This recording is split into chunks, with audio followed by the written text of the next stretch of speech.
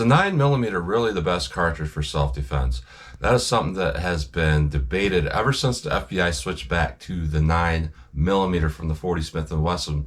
And in addition to that, recently TFB TV put out a video where James Reeves was interviewing Scott from the Ballistic Research Facility with the FBI. And basically, at the end of that video, what people were taking from that was that the 9mm is the best cartridge for self-defense. So basically, in that video, what he was saying, what Scott was saying, was that I'm going to try to sum this up as briefly as I can from everything that he said. So he basically wasn't coming out and saying that the 9mm is the most effective cartridge. I think that's what a lot of people got from that, was that the 9mm was the most effective. If I had to sum this up and paraphrase this, basically he was saying they have a bunch of shooters, they have a bunch of agents. Out of a whole fleet of different people, what's the cartridge that's going to be the most reliable for a somewhat powerful cartridge and still meet FBI protocol? And what that is the 9mm. So their current choice for ammunition is the 9mm plus P Hornady Critical Duty 135 grain flex lock bullet. And they're saying that basically this does everything they want it to do in their protocol. Not necessarily saying that it is the most effective if you make a hit in their protocol. And their protocol is to get 12 to 18 inches in organic ballistic gel.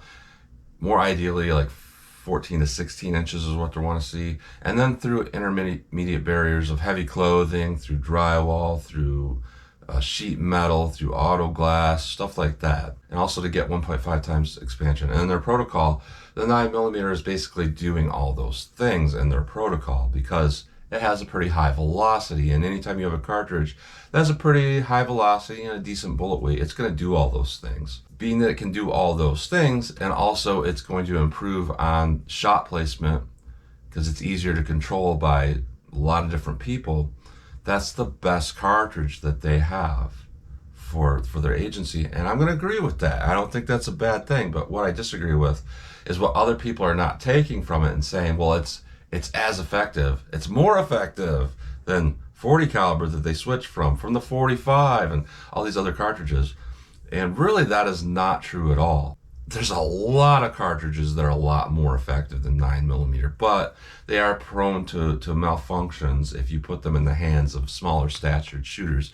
And also those pistols are a lot of times larger and they're just harder to control. And even if they function right, they're hard to get those follow-up shots. But that does not necessarily mean that for a person that's going to be training, for a regular person like you or me, that another more powerful cartridge isn't going to be better.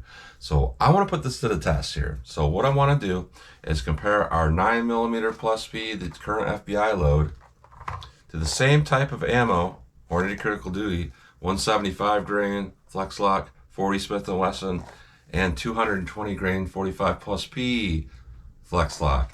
I'm going to compare those to similar pistols, 5-inch pistols, and 9mm and 40 Smith & Wesson, and my 5.3-inch Glock 41 and 45 auto. And I want to see if there's a big difference there. And also, Scott was talking about how it's not all about just making chest shot placement, that there's a lot of things that in law enforcement the regular people don't have to deal with. You know, as a regular concealed carrier, you're probably more likely dealing with this, someone coming at you like this with a knife or with a bat, whatever. Law enforcement is more like dealing with this.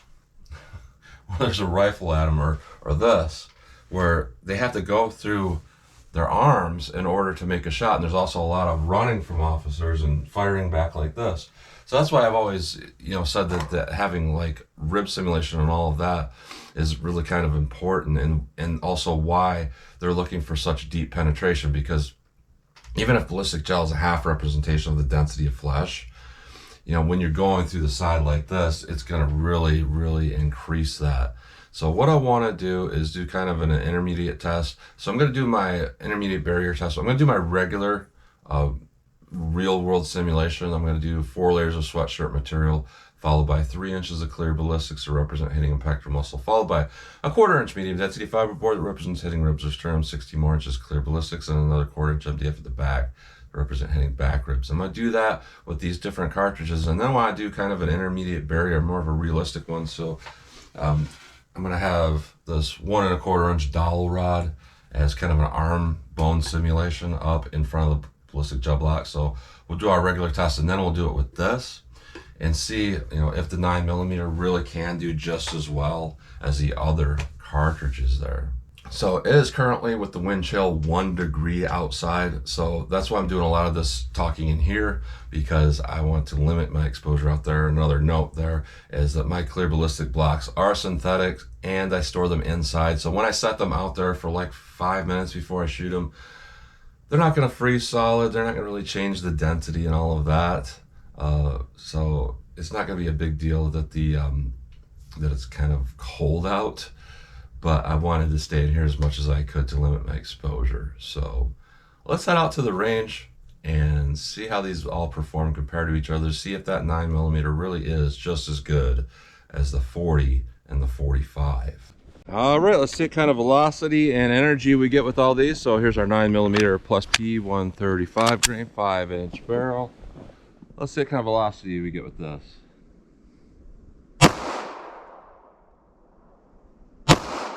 1,065, 1,059, 1,064, 1,088, 1,063. So 40 Smith & Wesson, I've actually never tested this before. Our 175 grain flex lock. Let's see how this does.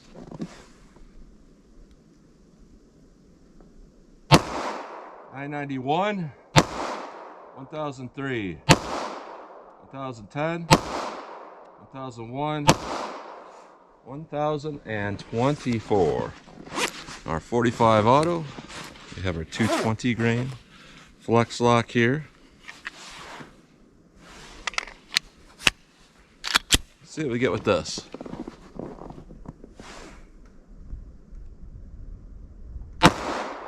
911, 933, 910, 939, 930. So pretty good energy there. Let's our ballistics gel block and see how these all compare. All right, our real world simulation: 4 layers of sweatshirt material followed by 3 inches of clear ballistics that represents hitting a pectoral muscle, followed by a 1/4 inch medium density fiberboard that represents hitting ribs and sternum, 16 more inches of clear ballistics, and another 1/4 inch MDF at the back. Let's see how our current FBI load does. All right.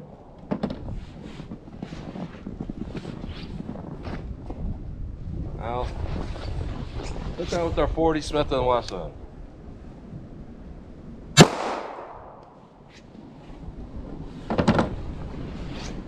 And put that with our 45 auto. Let's take a look.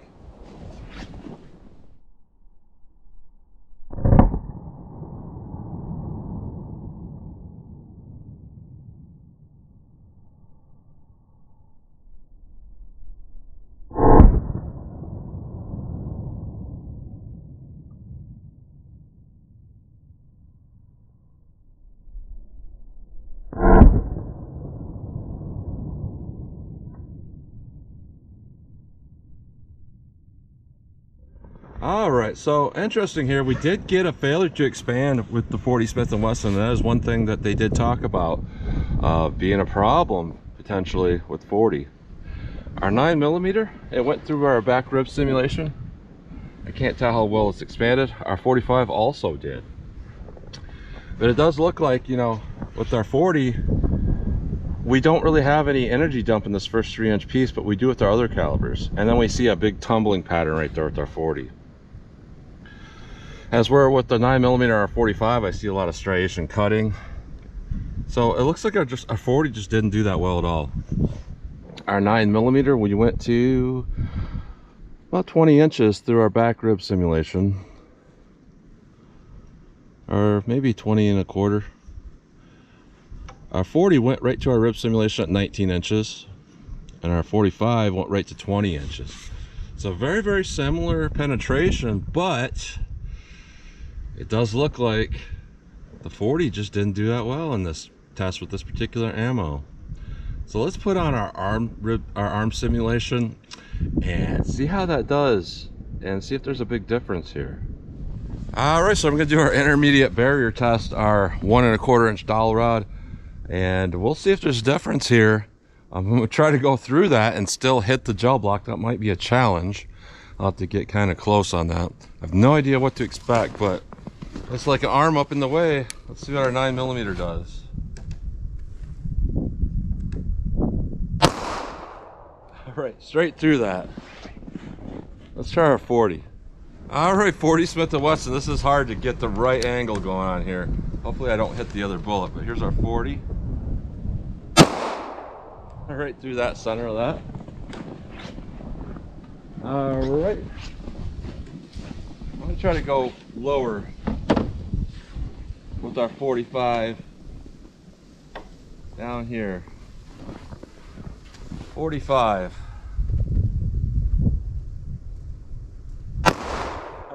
Straight to that. Let's go take a look.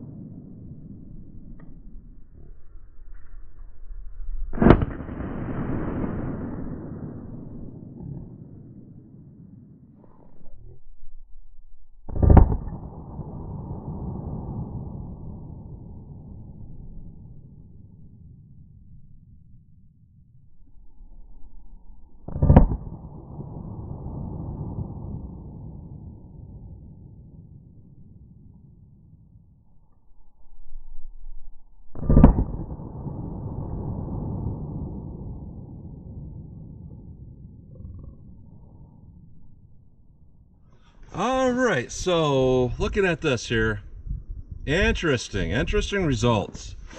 I made dead center shots with all of these perfectly.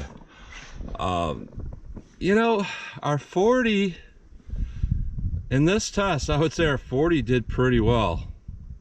Our 45 actually pulled in the sweatshirt several inches in to there, and our 9mm did okay.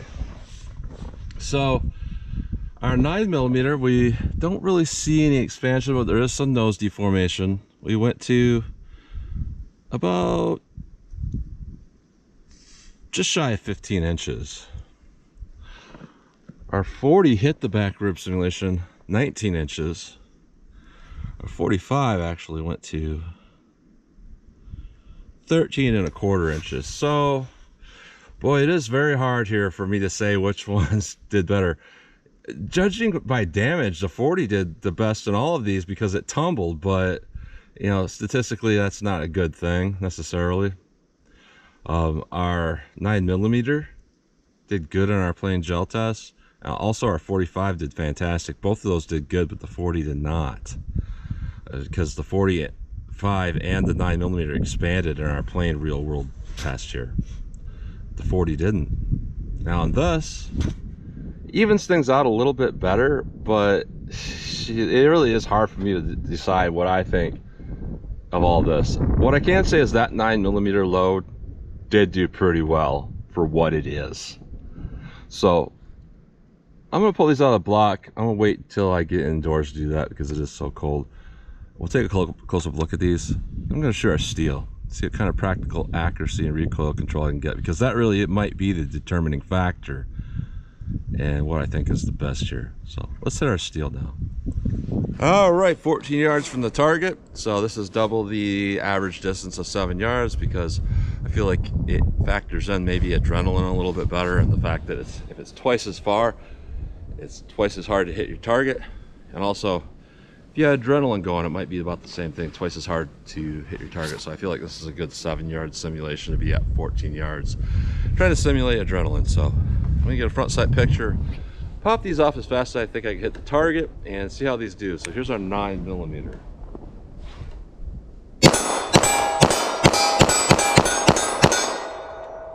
All right, so I'm not going for groups, I'm just popping those off. I'm gonna say that particular load is pretty easy to shoot. So here is our 40 Smith & Wesson. Let's see how that compares in shootability.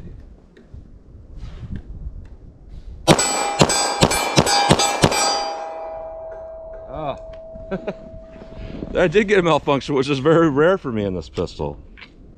So that is another point there. I'm not saying that 40 is unreliable, but not as reliable as that 9mm. I'll keep going. So for a 40 caliber, that is very shootable. 45 auto. See how this does.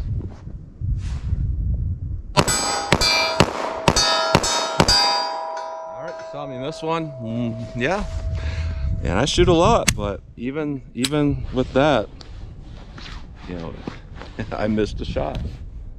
So pretty interesting. So I'm gonna go inside. I'm gonna take a closer look at these bullets, and then I'll discuss what I think about this overall test. All right, so here's a close-up look at these bullets going through our real-world simulation, our 9mm, our 40 Smith & Wesson, our 45 ACP. So our 9mm actually did pretty well for consistent performance. Good expansion and all of that.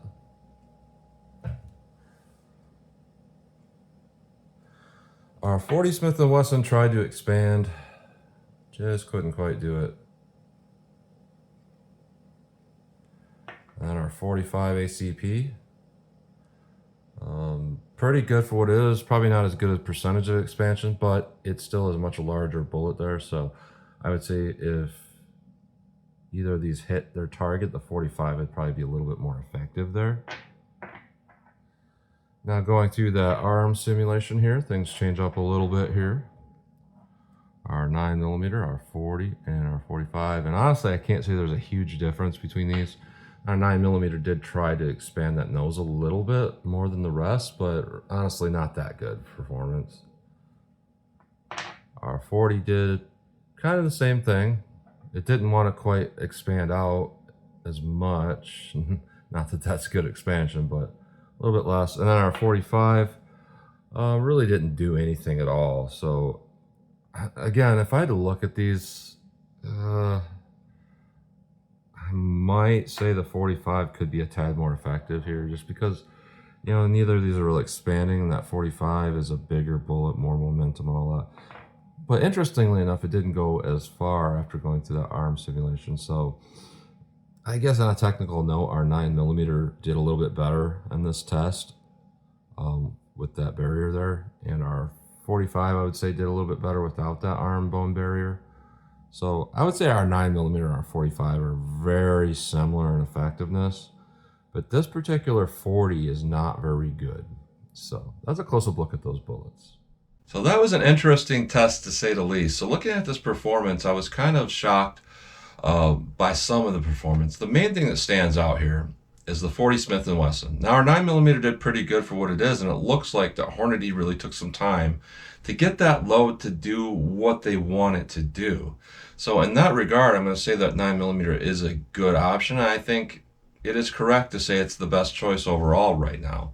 You know, I did have a malfunction with the 40 and the 45. Couldn't shoot it quite as well. Overall, it's pretty good. The thing that stands out though is with the 40, I've seen this happen quite a few times. 40 Smith & Wesson, especially through a 5-inch barrel, is a very good cartridge. It is exceptionally rare, unless you're talking really cheap target jacket hollow points, for you not to get expansion, especially with a little bit lighter weight bullets. So the fact that Hornady made these in a 175 grain and loaded them so light, and they didn't get good performance, to me it almost looks like Hornady was trying to like show how good the 9mm is by making that 40 not so good, because the 40 Smith & Wesson is a lot better cartridge than that, and it's capable of a lot more than that, especially just by bringing that bullet weight down to like a 165 grain. You know, there's a lot of 40s I've tested that are in the 500 foot-pounds range, and they expand massively and get really good penetration through my real-world simulation. So to see that 40 not do any of that at all, that is really rare and just a really bad performing 40. So if we look at just this ammo alone, I would say our 9mm is probably the best choice if you're looking at these calibers from that ammo company. But I do think it is kind of strange that Hornady loaded that 40 so bad, and the 40 is what the FBI was coming away from to find a better 9mm. I do find that interesting because 40 Smith & Wesson is capable of so much more. So between the Hornady ammo, yeah, the 9mm is best, but is it the best? No, because I've seen so much better performance with the other calibers with different ammo. So it's just interesting overall. It's interesting overall. But with the critical duty ammo, yeah, the 9mm did the best here today. So that's what you get today. So as always, comment, share, and like. And thanks for watching.